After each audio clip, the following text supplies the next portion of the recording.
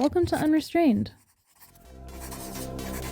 your creativity podcast, and signal in the void for those who dare. In true me fashion, I cannot find my notes, so we are just going to do this live. At the time of recording this, I still have not named this podcast, so I will just say that it might be called Unrestrained Imagination. It might be called something I haven't thought of yet. And it doesn't matter what it's called. What really matters is why we're here. This podcast began for me as a space for myself to reflect on my relationship to creativity, because for many years I was not necessarily treating myself in a healthy way.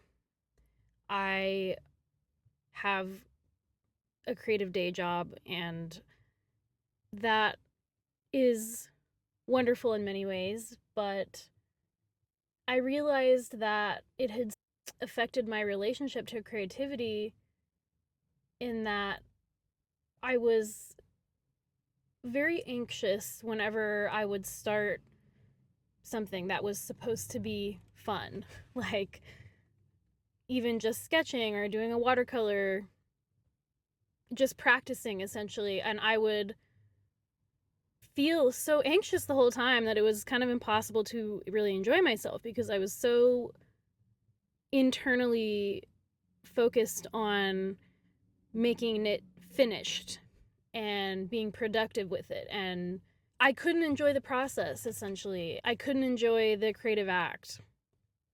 And I really wanted to address that once I noticed it, because I realized that it was keeping me from actually doing more art. Because, what happens when you treat yourself poorly around an activity, you eventually start pulling away from that.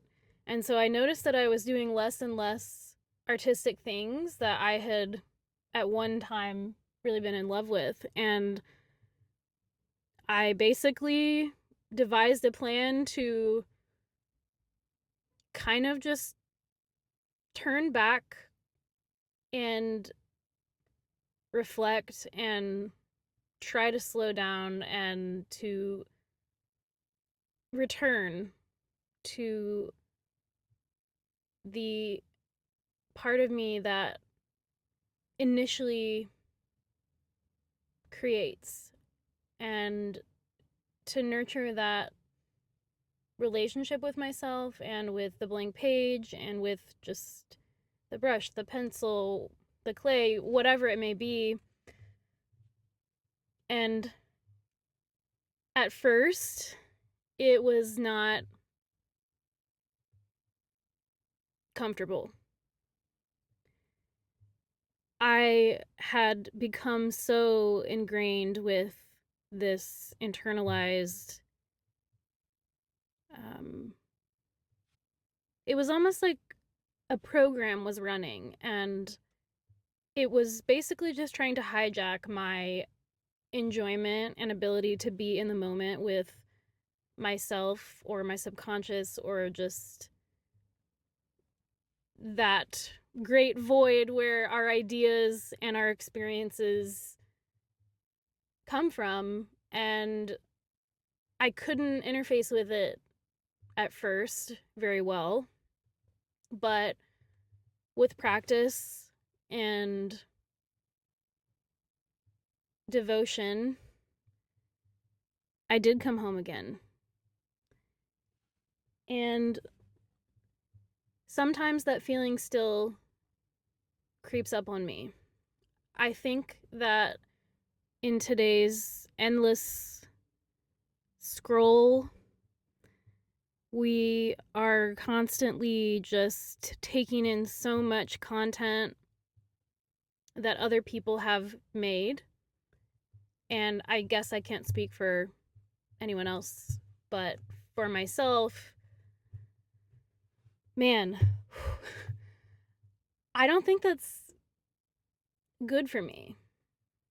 Don't get me wrong, I love inspiration, and I think that all of the tools that we can go to, like Pinterest or Instagram or any other newfangled thing that we are scrolling, I think those things have a place, but for myself, I made the connection that I didn't necessarily feel better after I was scrolling, even though I was following, other artists, makers, and I was being exposed to a lot of really cool artwork.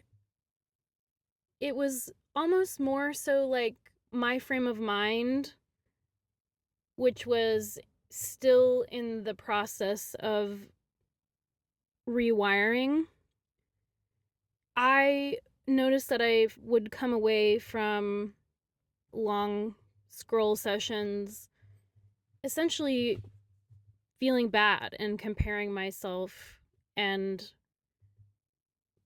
I would be having these trains of thought like, wow, this person, well, honestly, it was never really fixated on one person, and maybe that should be one of the flags. If it becomes an amorphous they, a vague they, a vague other people are so much more creative or productive or successful or whatever, if you're having those kinds of trains of thought, like I was, that's a clue. It was for me that I was not able to be realistic or graceful towards myself. I realized I was beating myself up for not making an endless amount of art. It was almost as though I was comparing my productivity to basically the entire internet's. And when I hear that out loud, I have to kind of smile and give myself a little bit of a look about it, because it obviously is not realistic to do that.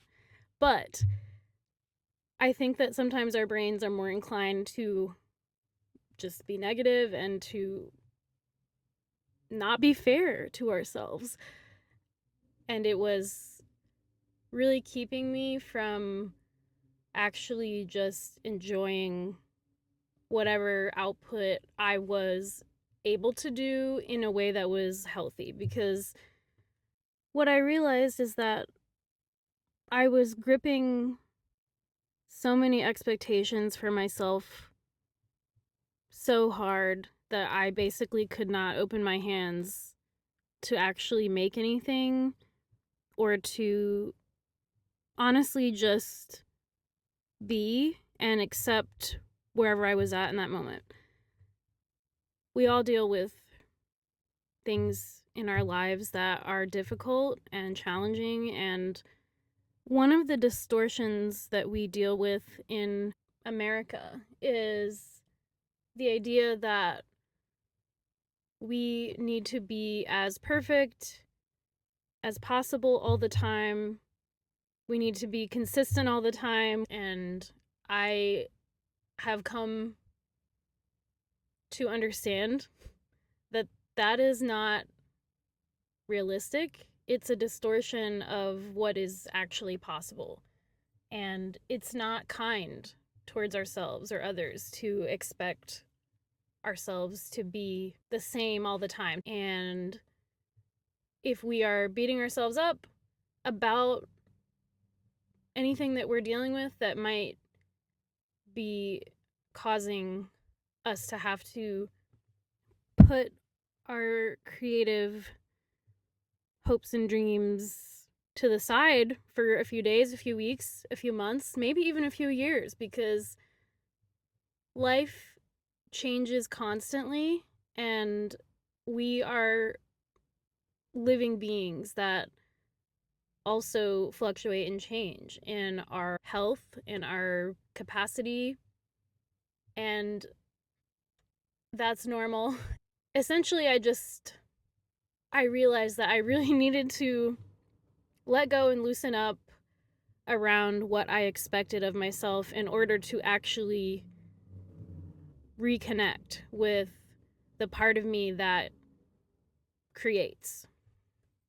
Because when you are treating yourself like a taskmaster, that relationship to your creativity and that place inside yourself that is curious and alchemical and gifted, it just breaks down, that relationship with that part of yourself. And I slowly, over the last 6 or 7 years, have been trying to heal this relationship and to develop a healthier way. A way that I can return to time and time again as an almost spiritual practice that I can carry with me throughout my life, that isn't determined by an internalized, distorted expectation that was sort of put on me by society or, various experiences. And it's been really interesting. I sometimes feel that worry creep up that I'm not doing enough fast enough, because just the pace of the world and the internet, it's just really constant. And so that's still there, but when I have those feelings, I like to look back through my sketchbooks and my works in progress and all of my little unfinished projects. And when I take a few minutes to do that, it helps ground me and it helps remind me that creativity is a practice and I am practicing, and that's what it's about. And that's what I want this podcast to be about. I want it to be a space where both our listeners and our conversations can be a space to enjoy and explore and reflect on our journeys around creativity. Because I do think that it is magic and it's healing and it's power. And nurturing that relationship within ourselves can only be good for the world. I am here to help facilitate that and to also be honest about my internal struggles and feelings about it. I'm also interested in sharing things that I'm working on, and I feel excited about that. I feel at times nervous or cringy about it, but right now, as I'm recording this, I feel excited about it, and all of those feelings can coexist. So, welcome to the podcast, and without further ado, I am so excited to introduce the podcast sponsor, Jade from Whimsy Emporium, and to introduce her to the world. She is a fiery little redhead, and she kind of tornadoed her way into my life. She's just really a change maker in my view. I see her as someone that is so brave. The first time that I ever saw her, her energy was so palpable. And I could not help but just smile as I was looking at this total stranger at this art market that was happening outside of Fable Hollow Coffee and Book Shop in Knoxville, Tennessee.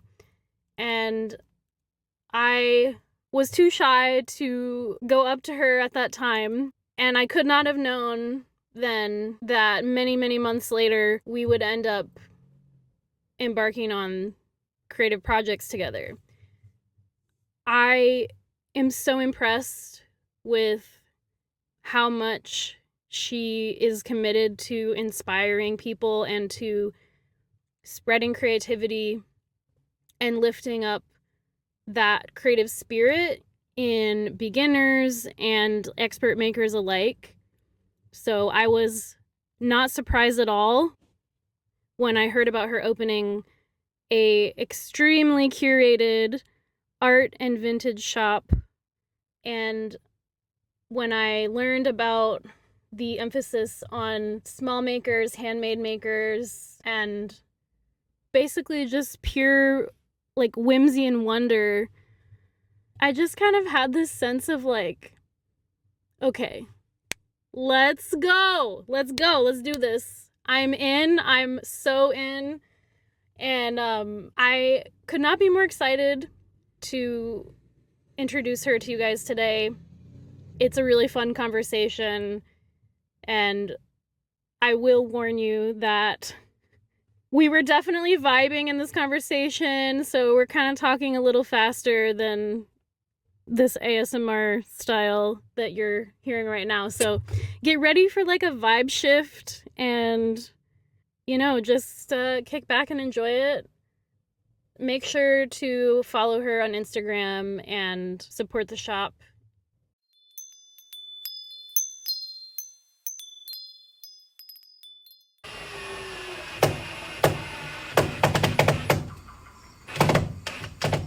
Fuck! I mean, fudge. Sickles. Yeah. All right, I was recording some drilling sounds because I wanna like cut to it. So I'll either bleep you out or not. So thank you for that. I'm a pretty princess. Go. Okay, so, pen, paper. If you can find a blank piece of paper in there, Oh, shit. I'll put you on writing duty. Okay, so when you think of Whimsy and what you envision for the shop and the brand, what are just some words that come to mind? I'll start us off. Fantasy. Okay, fantasy. Write that down. Oh, I have to write it down. Yeah, you do. Okay. Fantasy, fae, Okay. magical, whimsical. When you think of fantasy, do you mean that as like escapism, wonder? Escape is good. Okay. I do think of like Alice in Wonderland as well. That was my favorite book growing up. Yeah, actually, have you read it as an adult? Oh yeah, that guy was tripping. It is so messed up. It is pretty messed up. It's so messed up. There's a lot of stuff that happens that you're like, well, that person's head is gone now. Yeah, well, at one point, Alice, like, finds a baby in the middle of the woods. I forgot about the big baby. And she stole the baby. She stole the baby. And then she was like, this is a dreadful thing. The baby? And then she just leaves it in the woods. It's so... she commits this heinous crime in the middle of the woods. Kidnapping and then immediately abandons and then abandonment. And I'm like, why did I like this book so much? Well, it had a cat in it that could float and turn invisible. Yeah, but the cat was also extremely creepy. Like, reading it as an adult is a totally different experience. It's been a couple years since I reread it, but at one point I was rereading it like every year, and there's just something comfortingly mad about it. It is mad. I'm like, none of this makes any sense. No. And I'm very happy about that. I quote it almost daily, not the book, but the movie, when they're at the tea party, and they're like trying to fix the watch because the watch is broken, and then he's adding all these things to the inside of the watch, and then he gets to mustard, and he goes, mustard? Let's not be silly. And I think about that all the like just time. that soundbite? Yes, just that sound. So Mustard. every time I open the fridge, I hear mustard, and I don't know why, and I can't turn it off, and it's so annoying. It's echolalia. Do you know what that is? There's a word for There's that? a word for that. It's a neurospicy thing. Yeah, new word. Love it. Echolalia. It's when everything you just described, when you have like those sound bites in your head that just play, that's echolalia. And the urge to like say it. So that's the reason why I scream, "What are you doing in my swamp?" for no reason? Yes. Okay. That's why. Great. Love that for me. Wait, what were we doing? We were doing a word exercise. Oh, right. Okay, so we have fantasy, fae, magical, whimsical, escapism, Alice in Wonderland. What else? Nature. It's very nature themed. Yeah, ivy, moss, the natural world. Unicorns. You can speak to this. We haven't really talked about it much. So one of the fun parts of this conversation with Jade right now is that Jade and I don't know each other all that well. Like, maybe we've known each other for a couple months at this point. Yeah. So there's a lot of stuff I don't know about you and vice versa, which it's always fun to have conversations like this because it's a discovery process of like, oh, I just learned a new thing. Oh, we have this in common that I didn't know before. Like echolalia? Like echolalia. Apparently. And the nature-inspired stuff. So for me, when I think of the vintage side of Whimsy, that rings as like a environmentally friendly practice because you're saving stuff instead of the consumerism of like all new stuff. Yeah. You're actually saving things and giving them a new life and giving it like a second, third, or fourth use. And unfortunately, a lot of big corporations are responsible for a lot of the pollution issues and stuff that are happening. But little stuff like that does make a difference. So I love that. Yes. To speak to that, there is a Japanese form of repair called kintsugi, and it's where they take pieces that are essentially broken and not usable in their current state, but instead of throwing them away, they created a process of repairing those items in such a beautiful way that it becomes a work of art. Gold in the cracks, and it's such a stunning, beautiful way to repurpose things that would have otherwise been thrown out. And that speaks more to their culture than anything else because they tend to be very conservative with their use, and everything has a place and everything has meaning, and I think that's really beautiful. And with American consumerism especially, it's a very heavy thing living in America because there does tend to be a lack of respect for items in general. But the way that I see things is everything has life to it. I believe that everything is beautiful even in its broken state. So when I find pieces, and they are in pieces sometimes, I'll find things on the side of the road.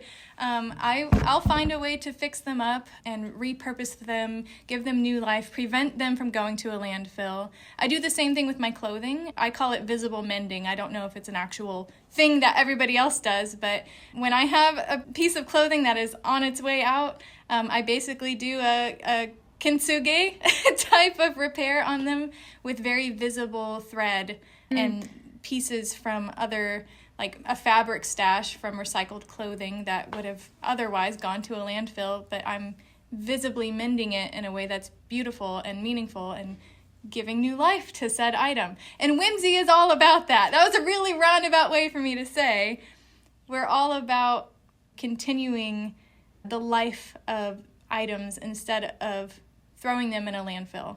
So we also reuse a lot of packaging materials, and we find creative ways to use things. I love that. Yeah. I love that Whimsy is standing for all of those things in today's age of, oh, it's broken, I'm going to throw it away and get something new that's going to break again.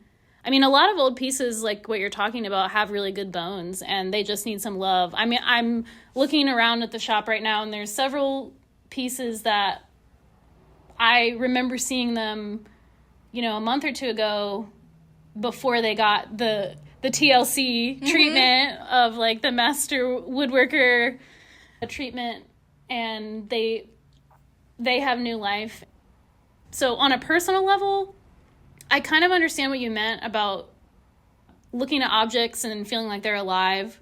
I don't know if you've ever heard of animism, but it's sort of similar. It's a similar thought process of like objects, whether that's a rock or a table or a mirror or something. It's like this, almost like that objects can be infused with energy or that they have some sort of inherent meaning. Oh, okay, like a personified object. Kinda, yeah. Okay, yeah, yeah. And that there's like maybe some level of, I don't know if consciousness is the right word, but for me, nature is a lot like that. Like, I feel like nature is alive, not just in a literal sense of like this is growing, but like for me, it feels there's like an animistic kind of wisdom to things. And whether that's like, you know, like paper, for example. I'm a writer. I think you said that you also write. I do. Yeah. And when I think about paper, like it was a tree, and trees are, you know, connected underneath the ground as part of this huge network, and they talk to each other. And I don't know. So animism to me is about like everything being connected, if that makes sense. Yeah. It resonates, especially like at the human level. Like, we're stardust. And I think about that every single day. Me too. That we're just stardust. We're this beautiful personified space dust that just walks around, and we make our own decisions, and and then we make art. Yes, and that's what's so beautiful about humanity, is that we have this huge need for something more, and as a result, humans create. Like, we make things, and we've done that from the dawn of time. As soon as humans were able to use their hands, they were making things, and I just find that so fascinating and beautiful, and like cave paintings. Yep. I've had this theory for a long time that they were actually painting their dreams. And I don't know if that's true, but think about it. I mean, I probably would. Right. Like, what else are you going to paint? Like, back in the day, you got nothing else. Like, they were probably painting their dreams. I just think that that's so beautiful, that they were creating from their own mind and their own experiences. And it's something that humans have always done. I just think it's beautiful. It is beautiful. And I think everybody uses art for different things, but everyone needs art in their own way. Yes. And artists are giving each other and giving the world something that only they can give, if that makes sense. Like, we're alchemizing our experiences, the good and bad that has happened. We're like processing it, and then we're able to make something new out of it. Yeah. So when I come into places like Whimsy, that was definitely a feeling I could remember when I came into the original store too, is just walking around and finding art and pieces from other people that it felt like, wow, this is such a gift that like someone made this and I'm even able to look at it right now. So I'm really excited that you chose this crazy dream. Me too.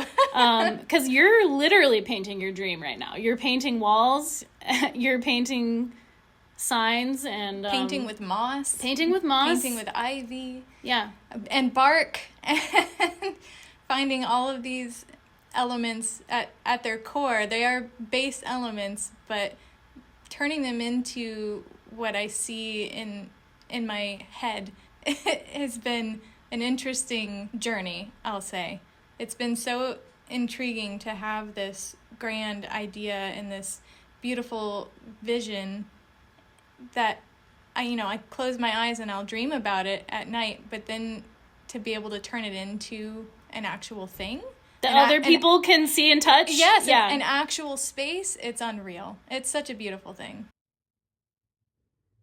This podcast is sponsored by the whimsical and wondrous Whimsy Emporium Art and Vintage Shop in Knoxville, Tennessee. a magical little place that supports so many artists and makers and small businesses. Make sure to tune in to the podcast because we will be interviewing many of the featured artists of Whimsy, and it's going to be so incredible to get to know them and hear about their personal creativity journeys. It's going to be inspiring and interesting, and I can't wait to dive into all of that this year. So that's a little sneak peek of what's coming. I hope you all enjoyed. Please let me know if you have any questions. You can write to the podcast. If you have any interesting thoughts or reactions to anything we were talking about, I would love to hear from you all and keep this creative community growing. You can write into the podcast at mycreativitypodcast.com. And don't forget to follow me at danny.dreaming to keep up with podcast clips, my own creativity journey, my artwork, my writing, my doodles, my cat, who incidentally is also nicknamed Doodle. She's looking at me right now like, what? And last but not least, do not forget to follow Jade and Whimsy at whimsy.emporium.knox on Instagram. Okay, bye.